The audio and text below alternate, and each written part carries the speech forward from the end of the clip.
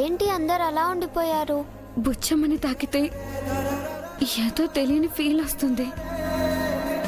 నాకు కూడా same feeling అనిపించింది. నాకు కూడా. ఎంతైనా వాళ్ళకి అమ్మ కదా, ఫీలింగ్ ఎందుకు రాదు? మరి నాకేంటి చంబా, దాన్ని టచ్ చేస్తే షాక్ వస్తుంది. అది నీకు షాక్ ఇవ్వడానికేగా వచ్చింది. అవును, నాకు కూడా అలాగే అనిపించింది. బుజ్జమ్మని తాకగానే మనకి ఆ ఫీలింగ్ ఎందుకు వస్తుందంటారు? ఈ పాప మీ అమ్మ పేరు పెట్టుకుంది కదమ్మా, అందుకే. అంతే అయి ఉంటుంది.